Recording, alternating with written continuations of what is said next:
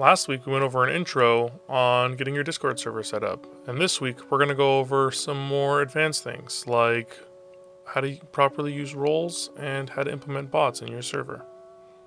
Hey, what's up everybody? Dimitri of Caddac Gaming here, and today we're going to be going over some more advanced Discord server things like using roles for multiple purposes and getting bots set up and implemented in your server. Now, if you have any questions about today's video, or if you want a little bit more detail on anything, feel free to check me out on Twitch. I stream from Friday until Tuesday. Say hello, drop a question in there, and I'll try to answer them as soon as I can. So first off, roles are a really important part of Discord, and you can use them for many different reasons. Roles are super flexible, and they not only allow you to control what people can do in your server, but you can also choose who gets notified about certain things. You can change how people appear in the server, and you can also show certain people appreciation. So as I mentioned, roles can be used to change how people appear. So if you look here, and I mentioned it kind of last week as well, roles can be used to change people's names, the color of their name specifically. It could also be used to separate people in the server list. So I'm up here on my own there. I have all the bots. I have an admin. I have someone who creates bots here. I have a mod. I have my friend who wanted their own title of Server Witch. I have people who are Twitch subscribers. I have people who are streamers, and then I have everybody else. This is an automatic role, and I'll show you how I do this.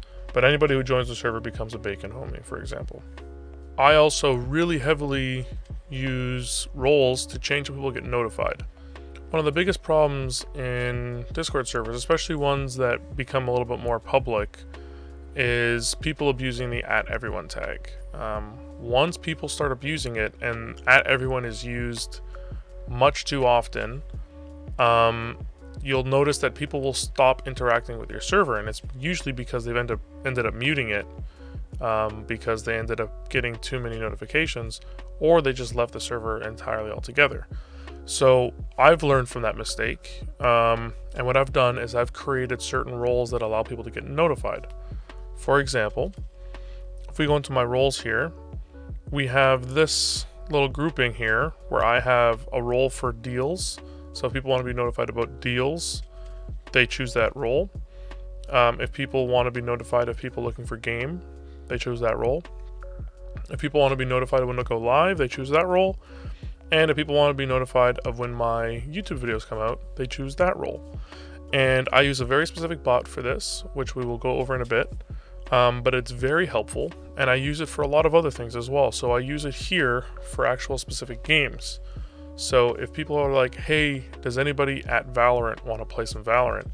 It'll notify every single person that chose Valorant as a game on their role.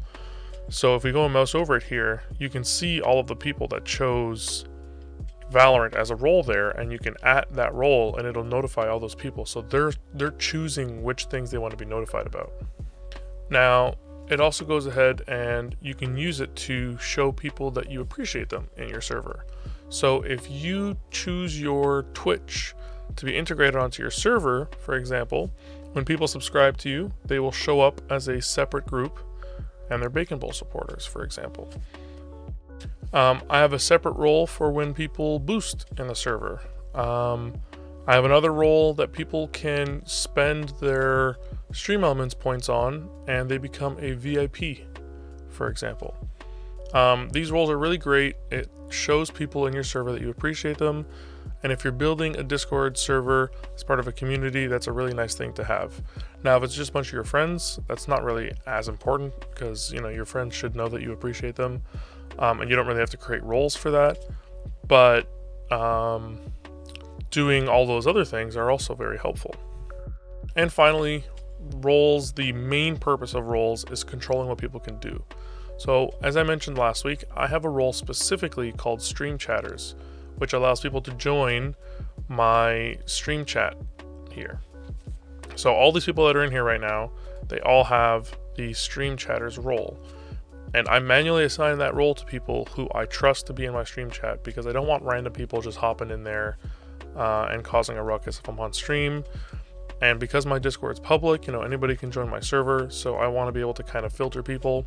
If they don't have the stream chatter role, I have them jump into the pre-show, and then I pull them up if we're going to be playing games with them. There are also certain channels that are only accessible by certain roles. So for example, we have channels here where only the admins can go in there, only the mods can do it, and then I have a log as well that only the mods and admins and myself can view to know when people join and leave and so on and so forth. Now, bots can be very helpful for your server. They can help you automate a lot of things like the self-assigning roles that I mentioned earlier, and there are a lot of bots available. Today I'm just going to quickly go over some of the bots that I use and their purpose in my server right now. So one of the most common bots is Me6, and I use Me6 for a few different reasons. I use Me6 very minimally as a moderator bot, but I use it to auto post when I go live. I use it to post when I put up videos on YouTube. I also use it to auto assign a role when people join the server, and I use it to welcome people with a special welcome badge based on their experience. So it's really nice. I kind of like the way that Me6 does the welcome. It kind of makes it a little bit more interesting when someone joins the server. You get a better view of their picture. It tells you what number they are when joining the server, and personally I really enjoy it. Now, as you can see here, Me6 does have a lot more options that you can utilize. You can do a lot of custom commands with it. You can use it as a much stronger moderator if you'd like, but you end up paying a premium for some of the other features that I use other bots for. For example, like I said, the reaction roles. Now, as I mentioned, I have roles specifically for when I go live and for when I post on YouTube. So if I go to the Twitch thing here, I have hey at going live. So a lot of people would use hey at everyone, but instead I use that specific role so that I'm only bothering the people that specifically chose to be notified when I go live. And the same thing applies to my YouTube notification. Now, the discord.me bot only gets utilized in my server so that I can have a vanity URL. So it's discord.me/Caddac. It just makes it a lot easier for me to share my Discord with other people. Instead of using the very ugly Discord link, it's a lot easier for me to memorize. I do share the standard Discord link when I can, but if someone's just asking me and I have to go off the top of my head, I usually just say discord.me/Caddac. Really easy to remember. And that's all that bot really does at all.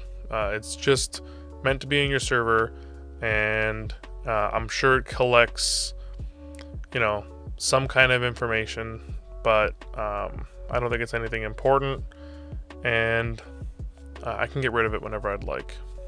Now, I use Dynobot as a moderation tool. I don't utilize it as much as I used to. I've kind of switched things around, but I do plan on creating some more custom commands and such with Dynobot. But a lot of people choose between Dynobot and Me6 for the most part that I've noticed. So it's another really great option. Again, they do have a premium that allows you a lot more features. But I do not have enough people using my server to kind of warrant getting any kind of premium bots. So I just use the free versions, and I kind of split what each bot does kind of across different bots instead of just having one. Now, RPBot's really nice. At one point, a lot more of my friends were using the bot when playing role-playing games, for example, and sitting in some of the voice chats.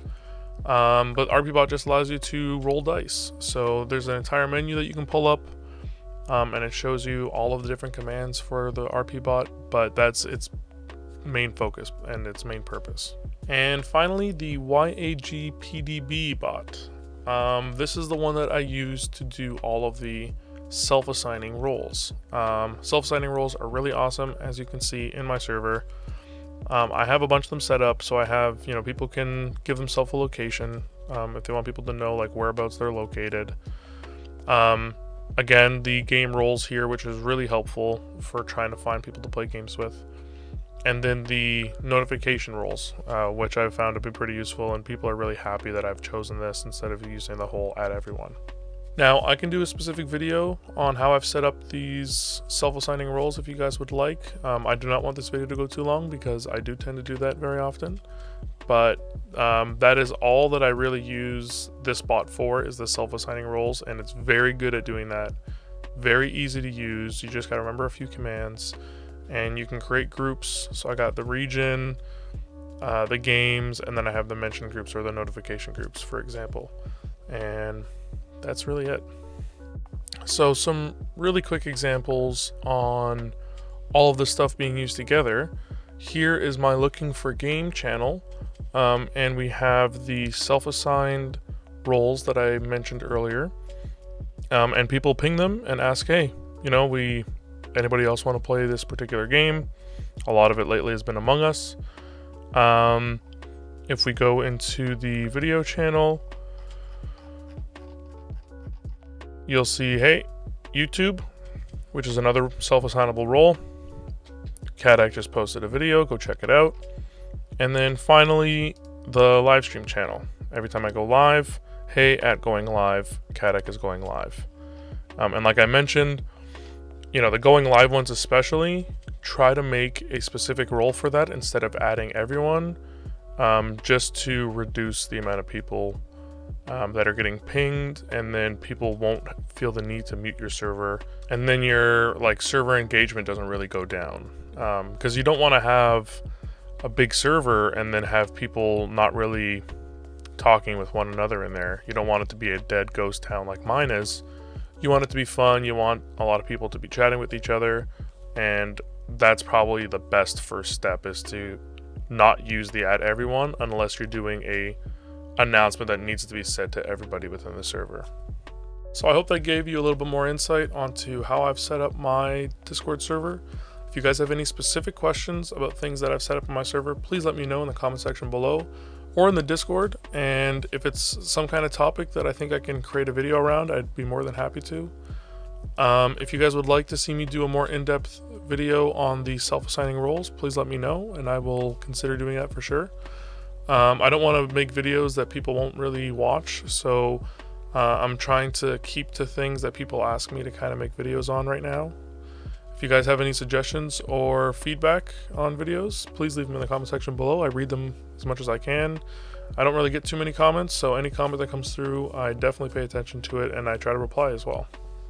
And if you're not in the Discord, but you'd like to come check it out, feel free. Link is in the video description below. It is a little bit over designed for how many people are in there, but I do try my best to make it very organized. And if you do have any feedback for it once you join, please let me know. I do have a feedback and suggestions channel in there that nobody uses except for me, but I'd be happy to see more people using it. And as always, I stream on Twitch from Friday until Tuesday. If you guys have any other questions or comments that you guys would like me to talk about live on stream, I'd be happy to. Just hop in the chat and say hello. And that's all for this week. I'll see you guys next Friday.